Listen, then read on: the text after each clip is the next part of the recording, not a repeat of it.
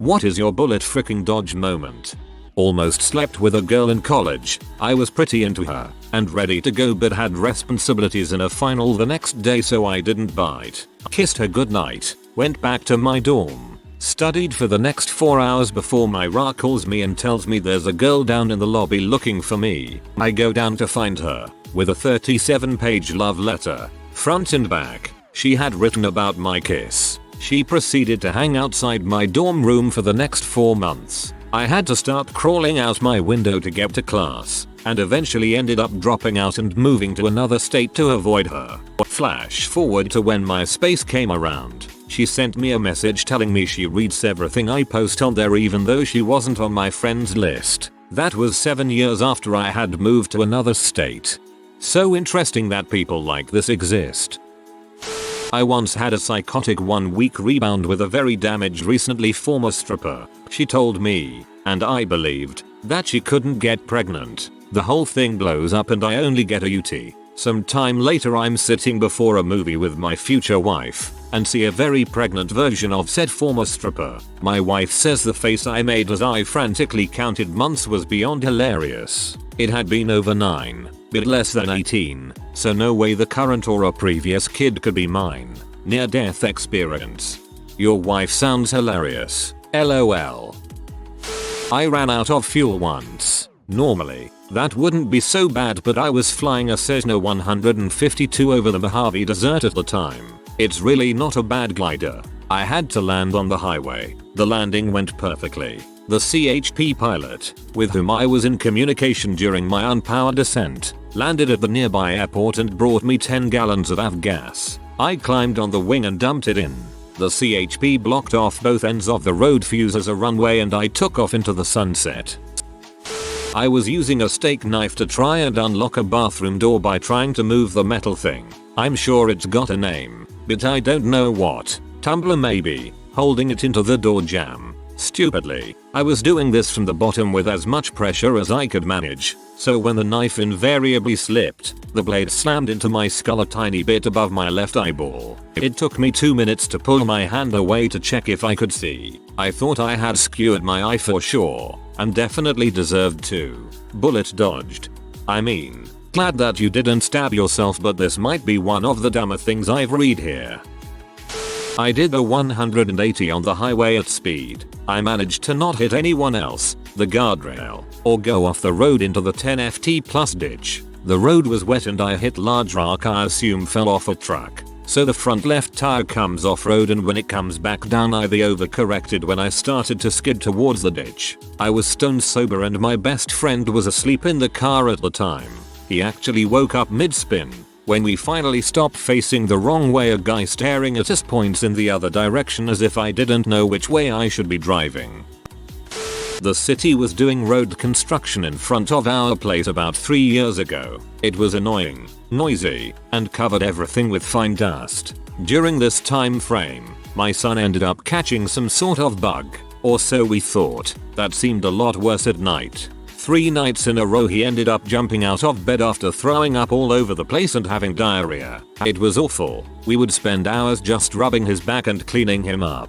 I would then put him to bed in the spare bedroom and he would pass out completely exhausted. After the 3rd night, I went on a cleaning spree and was basically scouring the crap out of everything to get the sick air out of the house. When I discovered that the dang dust from the road construction was coating everything with this grimy blackish residue that was incredibly hard to remove, or what I thought was road dust, I was irate enough that I took a pic and posted it on FB and was bitching about the construction and asking if anyone else was having the same issues. A couple hours later I get a message from a friend that asked if we had an oil furnace. I thought it was odd but just said that, yes, we do, and asked why she asked. She then proceeded to tell me that all her ceiling fans and vents etc looked exactly like my pic did when her furnace filter got clogged and wasn't burning off the oil properly, which in turn filled her house with carbon monoxide. I totally went into preservation mode and packed everyone into the truck and drove around the corner to the fire station. The firemen came in their trucks with their carbon monoxide detectors and,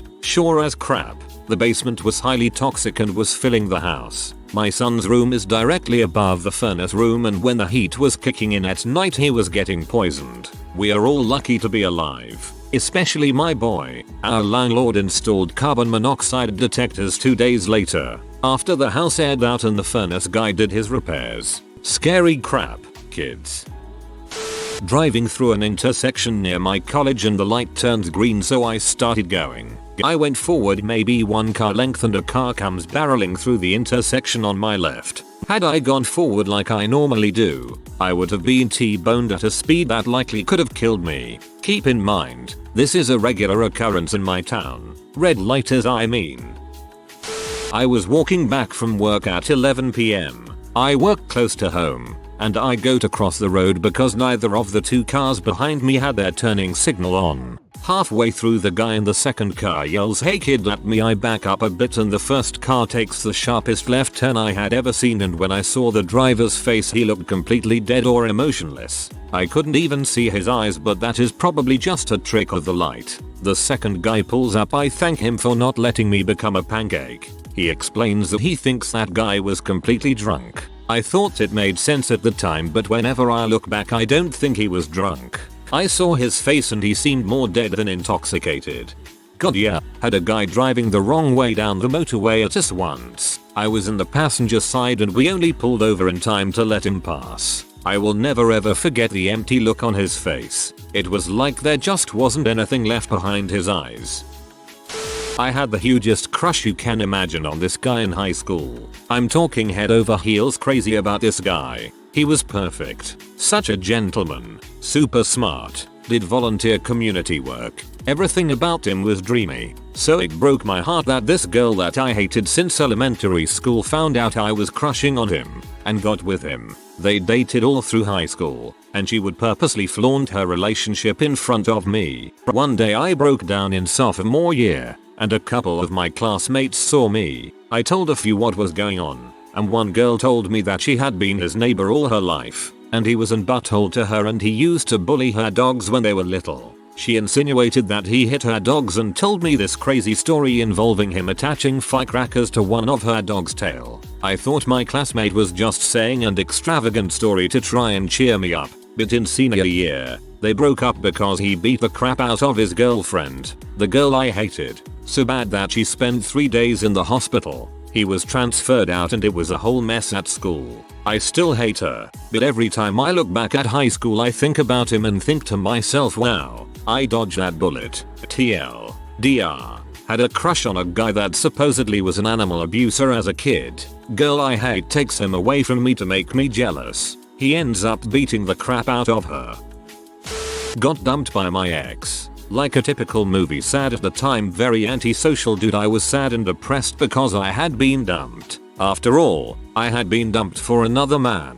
So I did have a feeling of just not being good enough instead of being in a relationship that didn't work out. After a while she starts sending some messages. We talk a bit and suddenly we start fighting. She was the first one I had opened up to and told my thoughts deep down that I hid for everyone else, and she threw them back in my face in the most hurtful manner. I was shocked. When I reflected about it I realized she had been doing it during our relationship too. We'd have an argument. I'd present my points of view in a calm manner etc. and she'd just suddenly fling crap to wind me up. Later found out she also had lied to me about her age and was just barely legal when we hooked up.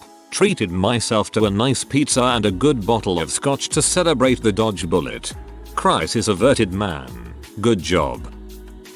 This sounds awful, but when I was around 14 there was this cute girl who went to the same church as me. We're talking backwoods Alabama here. Mostly old folks, so there were only maybe 5 kids my age to interact with. Anyway, we hit it off and started talking every day, went out several times. About 4 months into this, her parents, who turned out to be fairly weird and old-fashioned, talked to my parents saying we were a good match and they had already decided to sign for us to be married. All this crazy crap. So I backed far away from all that. The bullet dodge is that maybe a year later she married some guy who was also weird like her family, instantly pregnant after the wedding, and then had a massive stroke. So the poor guy was stuck with a fully vegetative wife and a newborn child who had Down syndrome as well, all at age 17.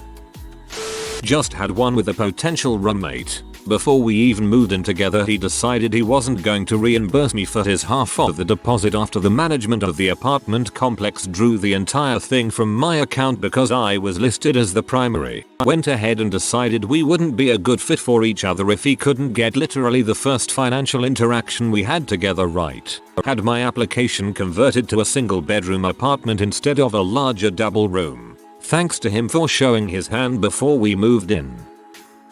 It's probably too late, but I am a recovering H addict. 2 things happened while using. 1. A month or 2 before I got clean, I had just copped 2 bundles and stopped at a gas station on the way back to throw a couple bucks in.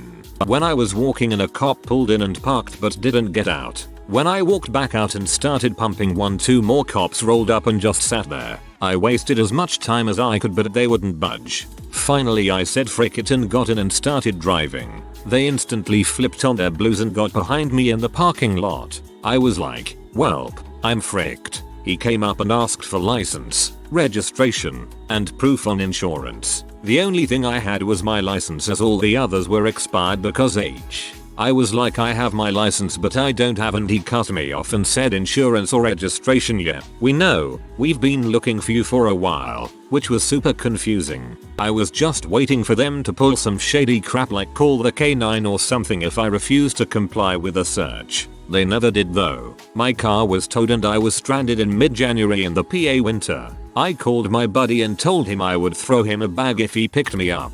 He obliged. The second one happened the day after I got clean. So I broke down to my mom and she helped me get help by going to a Suboxone doctor. This is all another story, but what I found out is the day I went to my sub doctor, the day after I last copped, all my friends I used to cop with on the regular got stung. We all used to meet up at my friend's house and drive to the local Walmart or McDonald's, and the dealer used to meet us there. Sounds normal, right? Well, it was always like 8-10 of us junkies just taking up parking spaces waiting for the dope man. Turns out the day I didn't go is the day the police swarmed all the cars after the dealer got there. All my friends went to jail, prison, and my dealer got 25 years as he was caught with a gun and 400 bags. Second offense. I feel like I dodged a bullet in both of those situations, let alone not using anymore. 6 years clean, the 26th of September.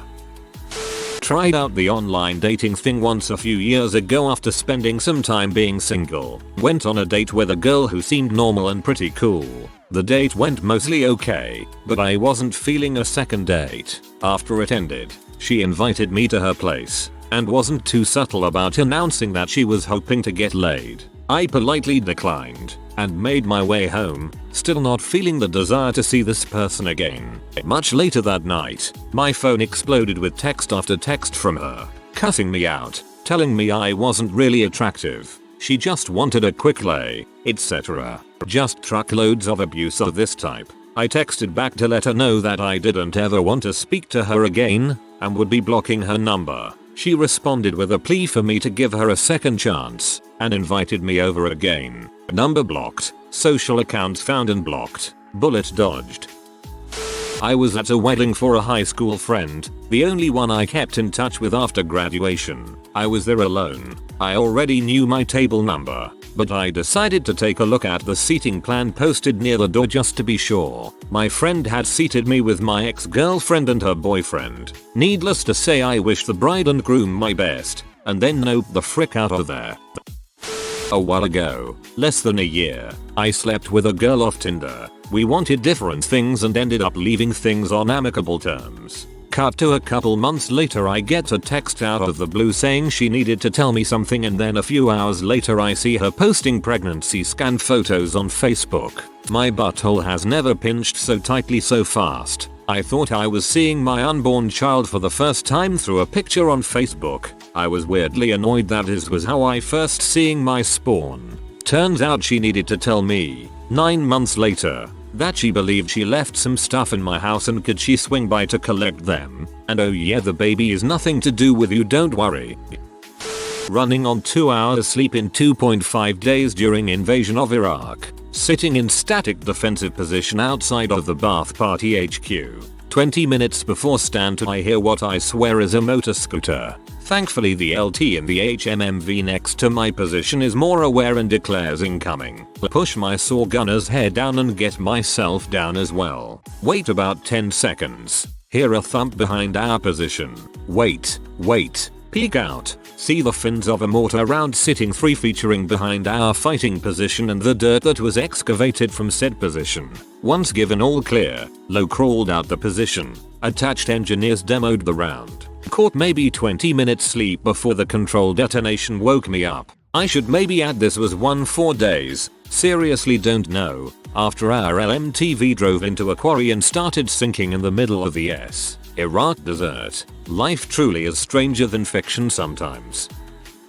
One year I was looking over my finances and happened onto a check deduction for healthcare from my employer that I mulled for a month or two over whether I should cancel since I was a healthy mother who don't need no stinking health insurance. But by the kindness of the great one above I ended up not cancelling. Within the year I found out I had cancer which needed operation for which I spent 4 days post-surgery in the hospital and up to now still receiving surveillance treatment. Not a dime out of pocket except for numerous parking fees, gas, and food on my 2-hour trips to the hospital. Thank you God for your blessings. When I was 15, lived in the projects. I babysat for the neighborhood drug dealers. When they got back in the middle of the night, I went home and went to school the next day. When I arrived home from school I found out the apt was raided. Every single person hanging out in the stairs hallway was arrested. The police found the drugs when the toddler asked for her shoes and the drugs were inside. The whole building was a drug den. I would have been there and arrested if I had not inexplicably gone to school after being up till the wee hours of the morning. About 25 people were arrested that day. My friend really. He was going to visit the Orlando gay bar the night of the shooting but his mom had a stroke and he had to come back to Texas. We never hugged him so tight before that day. Feels Bidman. Knocked my GF up, was supportive and told her I'd take care of her and the baby. She decided we weren't ready so got an abortion. A week later after that found out she had been cheating on me. Def the type to use said child as a weapon too. I don't understand people who use children as weapons. Like aren't they too floppy, soft and smaller to do damage? I told this to my dental hygienist recently and she thought it was funny so here you go. My friend owned this camp in the mountains. When it wasn't in session he brought a bunch of friends up to hang out. So it's very late at night and he goes to get some people at the front entrance and leaves me and another friend alone. We decide to do the zip line over this pond. As my friend is explaining to me, you're going to feel a yank after you jump off. I just tell him, go and I'll see what you're talking about. He goes, looks awesome. Now keep in mind it's pitch black outside. So I ready myself and jump. I feel the little hitch he was talking about but something isn't right. As I conclude that something indeed isn't right, it feels like I get hit with a pickup truck in the back. I was falling about 25 feet without even knowing and landed perfectly on my back in about 1.5 feet of water. The rope snapped. Any other rotation would have left me severely injured or dead. My friend thought I died but I got up and met him around the corner. My back looked like I had been shot point blank with about 50 paintballs. Other than that I was fine. My ex-girlfriend tried to set me up on a date with her best friend. We've been friends since we broke up and tried to set each other up before, so wasn't a huge deal. So I go to meet the best friend and the plan was dinner and axe throwing. The whole time we're both having a great time, but I just have this nagging feeling that something isn't quite right with her. As we're parting ways and the whole I had a great time. We should do this again. I'd tried to politely just play off my uncertainty. She offered me to come back to her place, but I declined. We didn't really talk much right after just from our lives being batshit. And then I find out maybe a month or so after the date that she met someone on Tinder and that they got engaged at the end of their date. And that she's pregnant from the guy. She met him almost immediately after our date. I was trying to hook up with a girl I met on some dating app. Neither of us could host, so I figured it was a lost cause. Then she started acting crazy, like she was so special I was supposed to fight for her. And because I wasn't, I was abandoning her, like all the other men in her life. I'm like, lady, I barely know you. Calm down. Someone asked me out. I said no. Said person proceeded to date my friend. and threatened to kill himself when she tried to break up with him. I had been talking to a guy for a couple weeks, and we'd gone on 2 dates, which were fine. I liked him enough to bring him to my friend's house for a small gathering. That night, he started acting really strange, like he was on something. I could sense that he was making everyone uncomfortable, so we ended up leaving early. I brought him home and went back to my own place. Later that night my friend texted me that something had seemed off about him and she had decided to Google the guy. She found some pretty weird stuff about him, weird videos he'd posted online that made him look like a total creep, and that he had a DUI that he had lied to me about, knowing that my previous BF had a drinking problem. Needless to say, I ended things right then and there, although he texted me incessantly for about a week after. I was so glad I found out he was a creep before things had progressed anymore, and my skin crawled thinking about what might have happened. Your friend is a legend, holy crap. I come from a family of 5. Long story short, my siblings all went to live with my father, while I ended up staying with my mother. My siblings have been in and out of jail, have gotten incredibly obese, to the point of significant health issues, and have multiple children they can't afford. I was raised by a single mother on government assistance. I now hold a professional doctorate and am married with a kid on the way, making well over 6 figures. Bullet freaking dodged. I was dropping a co-worker off at home and he lived on the golf course filled with narrow roads and deep ravines. It was dark and had been snowing all day, so the roads were slick. I didn't see a sharp right-hand turn because my car wiper blades were complete garbage and I slid left as I was trying to abruptly slow down and ended up dumping my 2002 Mazda Protege down a 3-story ravine, missing a giant pine tree by less than a foot. You just convinced me to always buy the best wipers available. My family had lived in Dallas for my formative years, but around 20 they packed up and moved back to San Antonio, where I was born, to be closer to family. Initially I followed them and transferred colleges, but after almost 2 years of unhappiness it became apparent that this wasn't a good fit for me and I wanted to move back to Dallas. Being incredibly close to my family, it was a difficult choice, but one I knew I needed to make. Flash forward a few months. I'm back in Dallas in a small studio apartment and re-enrolled in my original university. Having lived with a loud, boisterous family for 22 years means the silence of living alone is unsettling. I watch Sex and the City on repeat for background noise until I literally kill the DVD player and have to replace it. I start reconnecting with friends I had not seen in a few years, including my first love and boyfriend. He's elated I'm back and puts the moves on hard to get me to agree to date him again.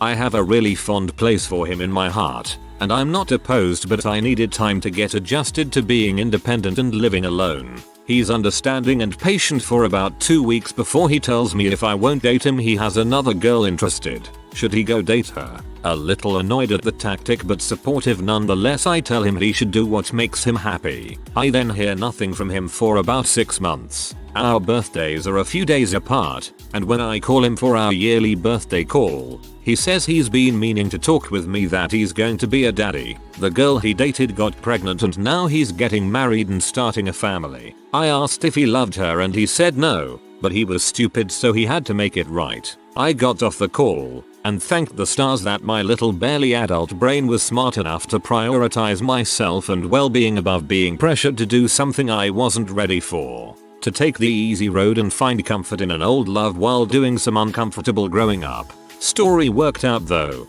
He's still married to her with a second kid and they are going strong. As a current 22-year-old, I would love to be living alone. Don't get me wrong, as I do care for my family, but kinda hard to be working full time with little sleep as certain family members stay up till 5 in the morning screaming and banging crap around their TVs. Rant aside, congrats. I don't frick with guns. I really don't. During undergrad, 3 friends of mine and I went to my buddy's farm and he whipped out a rifle. We were all kinda drunk and he decided we should shoot random crap. He picked up some plates, bottles, stumps and put them all over. When it was my turn, I told him I didn't want to shoot it because I don't feel comfortable. He points it at me and says, "Come on buddy, it isn't scary," and my other friend kicks the gun off his hands. Dude, The safety. I'm not sure if I would have gotten shot that day, but I honestly didn't want to find out. I owe my friend a lot. LOL. I just don't understand why anyone would ever recreationally point a gun towards another person. I knew a police officer who was fired for jokingly pointing his pistol at his partner. Girl and I started dating at 16. We turned 21 together and she decides she missed out on her childhood and wants to break up to go have fun. 3 years later she's still successfully single, with the exception of 3 children between 3 others guys. My friends and I were in a car rolling up some joints, illegal where we live, in a parking lot that was closed but we didn't know it, and a parade of cops pull up and start shining flashlights in our faces. We all get out of the car, more cops show up and they search the car. They find everything and it's all laid out on the hood of the car when suddenly they get a call about a shooting. They throw our IDs back at us and say get the frick out of here. We all scramble to grab the drugs and fricking jetted. It was nuts. So close to having to deal with a lot of legal bullshittery. We all scramble to grab the drugs. LOL.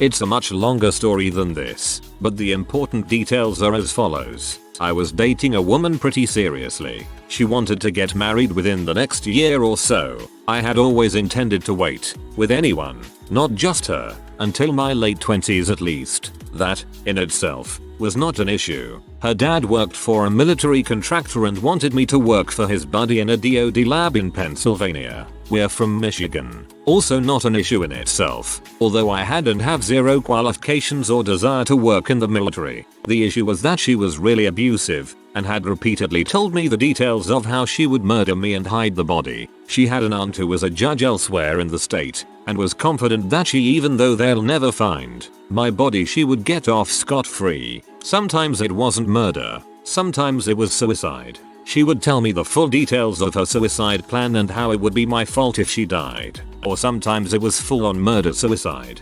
But it was always my fault. Comply or one of us, or both of us, dies. There were quite a few occasions in which she actively and seriously endangered my life, and or her own. And I was so far in over my head and believing her spin on things that I believed I would be killed unless I just let her do her thing in secret. We broke up years ago, but I am absolutely certain that I would be dead if I had moved to Pennsylvania. If I'd taken the DoD job I would be dead. She had already isolated me from my family and friends, and that added distance and lack of support network would only have made things worse. She died earlier this year. It was suicide. Unfortunately, I bear no malice against her. I had hoped that she was doing better, and though I never wanted to see her again, she was still a human being. But I am very thankful that I dodged that bullet, or, much more likely, knife.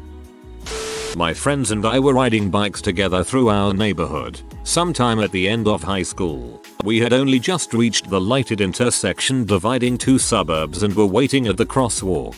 Suddenly, we were all jolted by what we could only imagine was campfire, somewhere just beyond a slope in the road. Long story short, a very troubled man had decided to take it upon himself to use a handmade explosive on the exposed gas main pipes between the 2 neighborhoods. As fortune would have it, he wasn't experienced enough and didn't breach the metal. If he had, those pipes ran under the sidewalk, directly underneath where we had been standing when the blast went off. We would have been toast. To conclude the story, the man managed to injure himself and stumbled around on foot bleeding everywhere until he was apprehended. The next day, one of my friend was interviewed by a news team.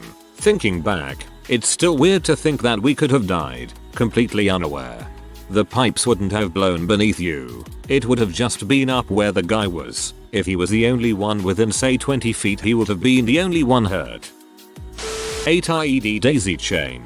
The last 155 round didn't detonate appropriately and was lazily rolling on the pavement as we drove by. We weren't armored yet either. When I was about 10, I was in Cub Scouts and also suffering from sports-related head trauma, which I received via a baseball to the head about 2 years prior.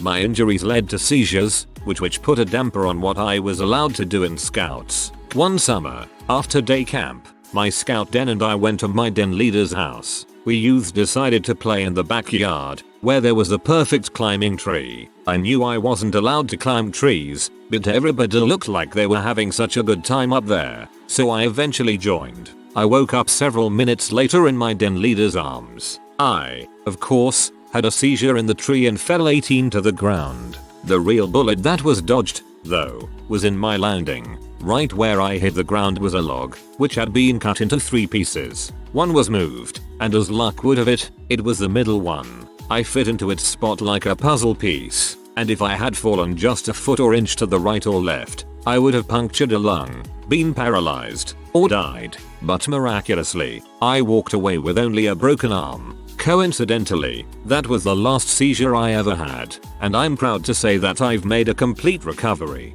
I had my Eagle Court of Honor yesterday and I'm going to college in just a few weeks.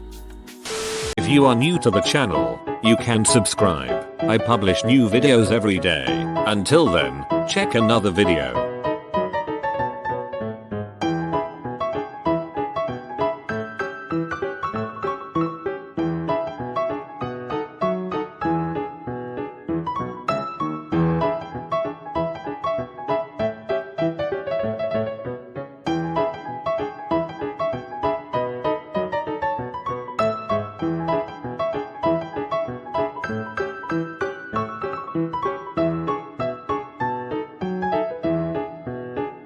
Bye for now.